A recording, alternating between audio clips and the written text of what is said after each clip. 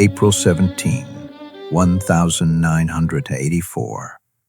Los Angeles.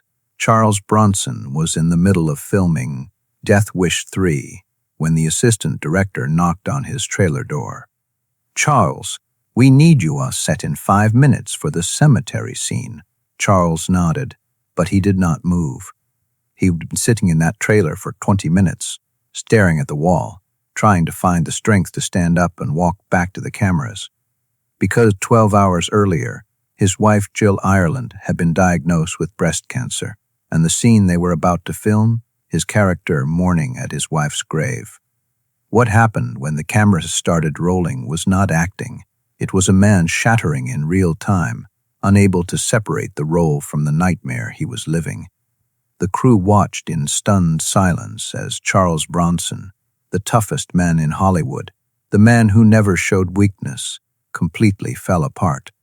This is the untold story of the worst day of Charles Bronson's life, the day the world saw that beneath the stone-faced exterior was a man whose greatest fear was losing the woman he loved. Charles Bronson and Jill Ireland met in 1962. She was married to his friend, actor David McCallum. Charles was married to his first wife, Harriet Tendler. But something happened when Charles and Jill met on the set of The Great Escape, a connection, instantaneous and undeniable. It took 6 years for them to finally be together. 6 years of painful separations, divorces, guilt, and social judgment. But in 1968, they married. And from that moment until the day she died, Jill Ireland was the center of Charles Bronson's world. She was not just his wife, she was his anchor, his translator, the person who made sense of a life that often felt chaotic and overwhelming. Charles was a man of few words, uncomfortable with emotions, scarred by a childhood of poverty that taught him to keep his feelings locked away. Jill understood him in ways nobody else did. She saw past the tough guy image to the sensitive, scared kid from the coal mines who never quite believed he deserved the life he would build. They worked together constantly. Between 1968 and 1990, they made 15 films together. Jill would take smaller roles just to be near Charles on set. He insisted she be cast in his films because he performed better when she was close. They were not just romantic partners, they were a team, operating in perfect synchronization. Friends and colleagues noticed that Charles was different around Jill, softer, more open. He would hold her hand between takes. He would seek her opinion on everything. When she laughed, his entire face would light up in a way it never did for anyone else. Charles loved Jill with an intensity that was almost frightening, said director Lee Thompson, who worked with them on multiple films. You could see it in how he looked at her, like she was the only person in the room, like if anything happened to her, he would not survive it. In early 1984, Jill noticed a lump in her breast. She was 48 years old, healthy, active. She told Charles about it, trying to downplay her concern, but he insisted she see a doctor immediately. The mammogram came back suspicious. They scheduled a biopsy. Charles took her to the appointment, holding her hand in the waiting room, his jaw clenched, his eyes betraying the terror he was trying to hide. The biopsy was on April 16th, 1984. The results would take 24 hours. Charles and Jill went home to their ranch in Vermont, trying to stay calm, trying to believe it would be nothing. Charles had a film commitment. Death Wish 3 was in production in Los Angeles. He was scheduled to fly back the next morning for 3 days of filming. Jill insisted he go. "It is probably nothing," she said, forcing a smile. "And if it is something, we will deal with it together when you get back. But you cannot walk away from a film. You know that." Charles did not want to leave her, but Jill was right. Breaking a film contract would have serious professional consequences, and they both still believed the biopsy would come back negative. On April 17th, Charles flew to Los Angeles. He arrived at the studio at 6 a.m. for makeup and costuming. The day's schedule included several scenes, but the major one was set for the afternoon, a cemetery scene, where his character, Paul Kersey, visits his wife's grave and mourns her death. Charles had filmed the scene in a script breakdown weeks ago. He thought nothing of it then. It was just another emotional beat in an action film. But now, with Jill's biopsy results pending, the scene felt different, darker, more real.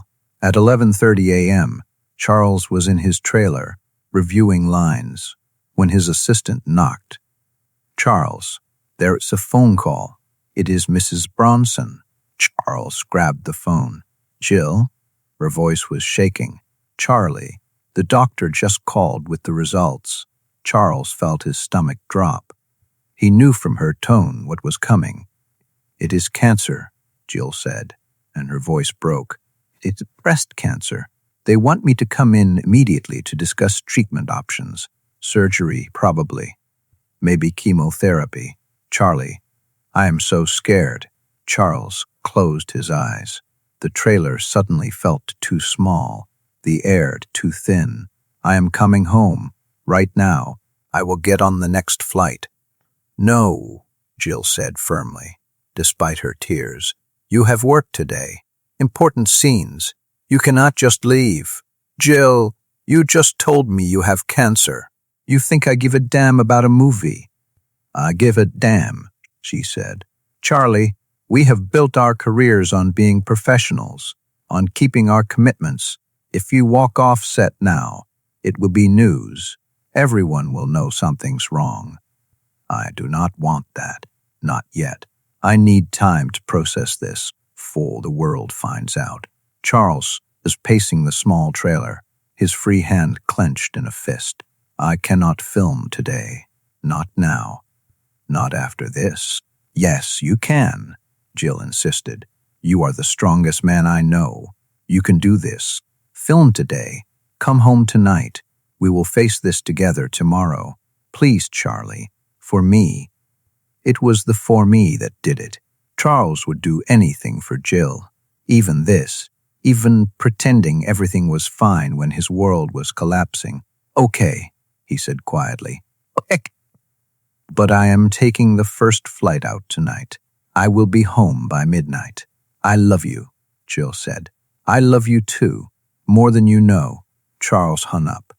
He stood alone in the trailer, breathing hard, trying to process what he would just heard. Cancer. Jill had cancer. The woman who was his everything, his reason for existing, was sick, possibly dying. He wanted to scream. He wanted to punch the wall. He wanted to get on a plane right now and hold her and never let go. But he promised he would work, so he would work. The assistant director knocked again. "Charles, we need you on set for the cemetery scene." Of course, the cemetery scene, where he mourns his dead wife. The universe had a cruel sense of humor. Charles walked onto the set in a daze. The crew greeted him cheerfully, unaware that anything was wrong. The director, Michael Winner, was reviewing camera positions with the cinematographer. The set was dressed as a cemetery, with rows of fake headstones and a freshly dug grave marked with flowers. "Charles, great, you are here," Michael said. "Okay, this scene is pretty straightforward. You are visiting your wife's grave. You are alone. No dialogue, just emotion, grief, rage, whatever you are feeling. We will do a few takes, get different angles. Should be quick. Yes. Because pretending to mourn your wife's death when you just learned she has cancer should be easy, right?" Charles nodded. "Where do you want me?" "Start at the grave marker. Kneel down. We will start tight on your face and pull back for the wide shot." Charles walked to the fake grave. The marker read, Karen Kersey, beloved wife, rest in peace. He knelt down, his knees sinking slightly to the damp artificial brass the prop department had laid out. The crew finished their preparations. The director of photography checked the light. The script supervisor made notes. Everything was professional, routine. Just another scene in just another movie. "Okay, Charles," Michael Winner called out. "Whenever you are ready." And action. The slate clapped, the camera rolled, and Charles Bronson knelt at that fake grave and thought about Jill. Jill, who had been laughing yesterday morning at breakfast. Jill, who would kissed him goodbye at the airport, telling him to be safe, to call her tonight. Jill, who right now was probably sitting alone in their house, terrified, wondering if she was going to die. The tears came instantly, not the controlled actor tears you can summon on command. Real tears, hot, painful tears that blurred his vision and made his chest heave. Charles tried to stop them, tried to maintain some professional control, but he could not. The grief was too fresh, too raw. He bent forward, his forehead nearly touching the fake grave marker, and he sobbed. Deep, wrenching sobs that shook his entire body. On a normal set, the director would have called cut, would have checked on the actor, made sure they were okay, but Michael Winner recognized something extraordinary was happening. This was not acting. This was something real, something true, something you could not fake even if you tried. He kept the cameras rolling. Charles was lost in it now, completely gone. He was not Paul Kersey mourning a fictional wife. He was Charles Bronson, terrified of losing Jill. His hands grabbed at the artificial grass, pulling it up in clumps. His breathing was ragged, desperate. "I cannot lose you," he whispered to the grave, to Jill, to God, to whoever might be listening. "Please, I cannot lose you. Not you, anyone but you." The crew stood in absolute silence. The camera operators kept filming, but tears were streaming down their faces too. The script supervisor had her hand over her mouth. The gaffer, a tough guy who had worked in film for 30 years, was openly crying. Nobody had ever seen Charles Bronson like this. The man famous for his stone face, his minimalist acting, his refusal to show vulnerability. He was completely shattered. The breakdown lasted 90 seconds. Then, slowly, Charles pulled himself together. He wiped his eyes. He took deep breaths. He stood up, his legs unsteady, and walked away from the grave. He looked at Michael Winner. "Did you get what you needed?" Michael could barely speak. "Yes. Charles, I have never seen anything like that. Are you okay?" "I am fine," Charles said, though clearly he was not. "What is next?" "Charles, we can take a break.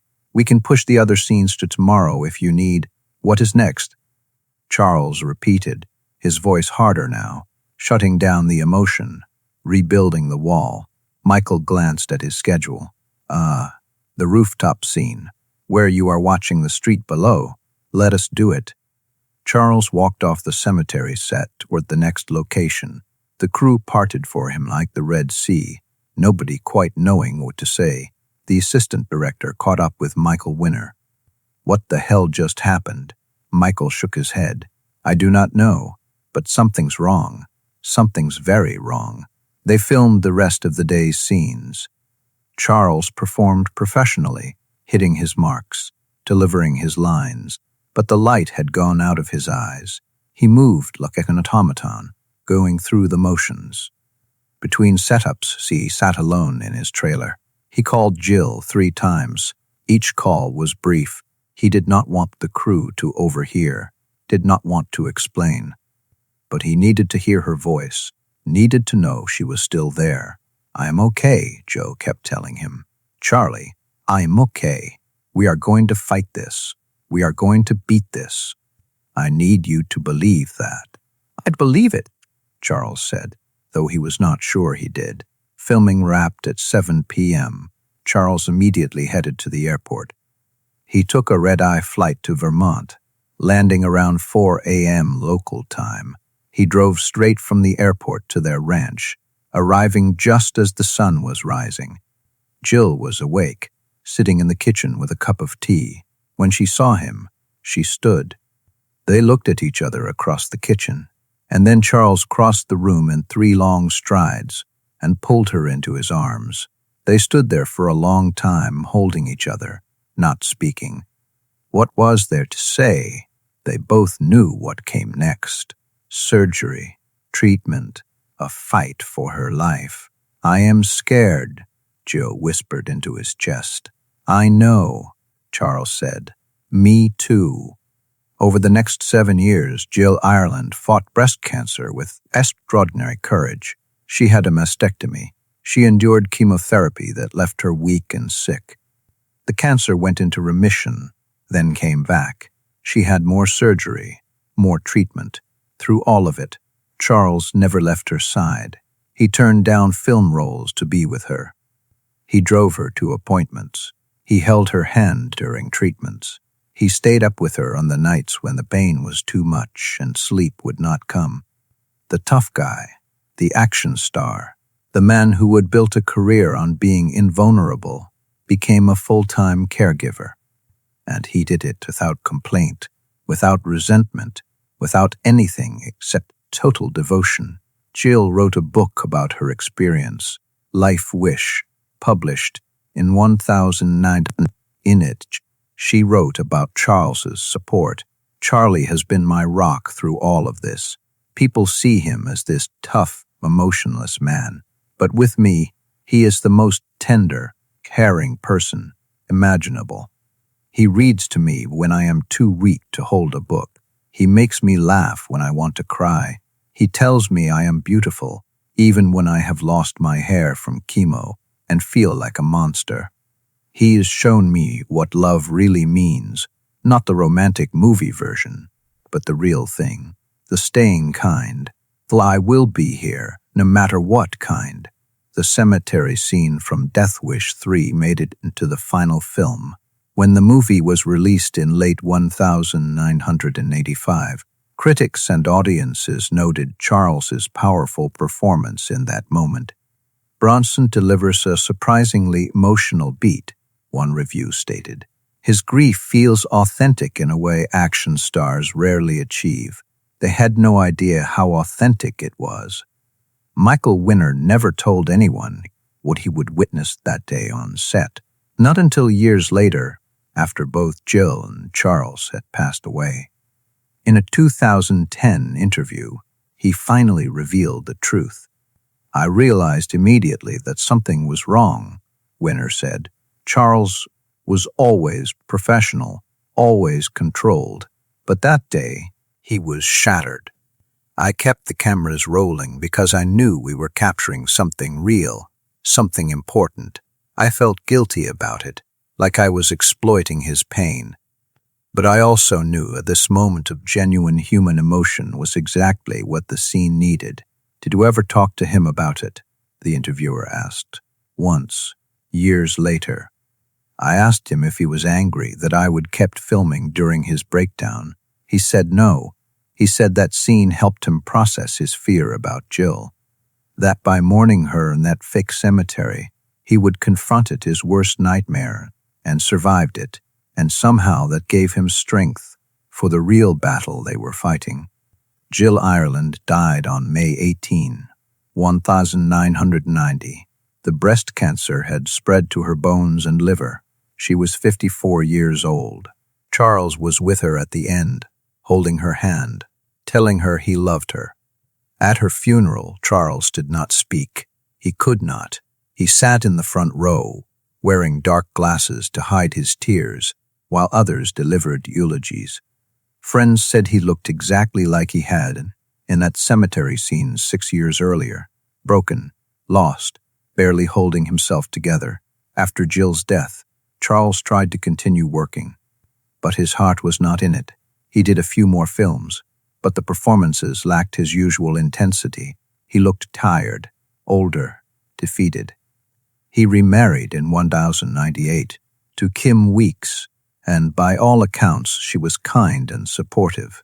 But friends said Charles never fully recovered from losing Jill. She would be too central to his identity, too essential to his sense of self. When Charles Bronson died in 2003, Kim arranged for him to be buried next to Jill in Vermont. The grave marker they share is simple: Charles Bronson and Jill Ireland, together forever. The crew members who were on set that day in April 1984 never forgot what they witnessed. Several of them have spoken about it over the years, always with reverence, always with the recognition that they would seen something profound. It changed how I viewed acting, one camera operator said in a 2015 interview. I would always thought of it as a craft, a technical skill. But watching Charles that day, I realized it could be something more. It could be a window into the human soul. He was not performing grief, he was experiencing it. And we were privileged to witness it. The cemetery scene in Death Wish 3 lasts exactly 90 seconds in the final film. 90 seconds that captured one of Hollywood's toughest stars at his most vulnerable. 90 seconds that revealed the man beneath the image. Film students study that scene now. Acting teachers use it as an example of emotional authenticity, but few of them know the real story. Few understand that they are not watching acting at all. They are watching a man confronting his greatest fear in real time. April 17, 1984, the worst day of Charles Bronson's professional life, the day he had to pretend to mourn fictional wife while processing the news that his real wife had cancer. The day cameras captured him breaking down in ways he never allowed himself to break down in real life. But it was also the day that proved something important. It proved that Charles Bronson's toughness was not about never feeling pain. It was about feeling it, surviving it, and keeping going anyway. He kept going for 6 more years. 6 years of being strong for Jill, of supporting her through her battle, of loving her with every ounce of strength he had. And when she finally lost that battle, when she slipped away despite everything they would fought for, Charles kept going then too, because that is what you do. That is what love demands. The cemetery scene was not just a moment in a movie. It was a prophecy, a glimpse of a future Charles desperately wanted to avoid, but could not escape. And when that future finally arrived, when he really did stand at Jill's grave in 1990, he probably remembered that day on set, remembered kneeling at that fake grave, whispering, "I cannot lose you." But he did lose her, and it destroyed him, just like that breakdown on set had foreshadowed. The tough guy's toughest moment was not fighting villains on screen. It was loving someone so completely that losing them broke something inside him that never healed. That is the real story of Charles Bronson, not the vigilante, not the action hero. Just a man who loved his wife more than life itself. And on April 17, 1984, the whole world got to see what that love looked like when it was threatened, raw, painful, absolutely real.